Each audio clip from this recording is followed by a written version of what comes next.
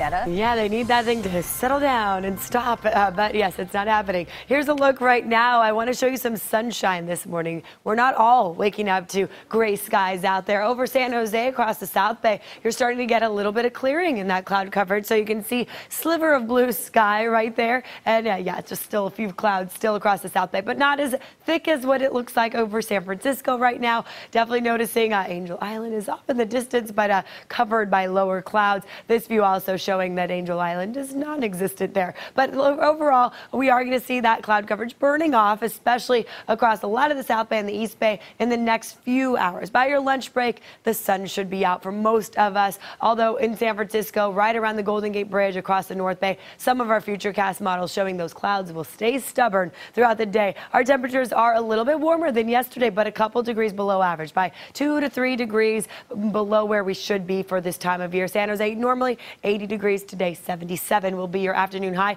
80 in Campbell and Los Gatos, 78 in Cupertino. Overall pretty comfortable, upper 70s, low 80s. That's not bad for a lot of inland spots. 85 for you in Brentwood. Temperatures around the bay a little cooler, mid to upper 60s, so that may require a sweater for some folks. 68 in Alameda, 68 in Berkeley, and then up north, that's where the warmer air will be. St. Helena 85, 86 in places like Lakeport, 87 in Ukiah. There is a low to the east of us. You see it right there as it makes that counterclockwise motion, and this high to the west of us. These things are going to get closer and closer together, and when they do by this afternoon, wind speeds will start to pick up. There's also a chance for some precipitation, probably not anywhere near the Bay Area, but to the north. Places like Clear Lake, there could be light shower activity. Across the Sierra, also a chance for afternoon shower activity. But throughout the next few days, nothing but sunshine and warmer weather on the way. Look at this. Thursday morning is the start of summer, and it will certainly feel like that. Temperatures will be in the 90s inland, 70s for the areas around the bay. And that's a look at your forecast.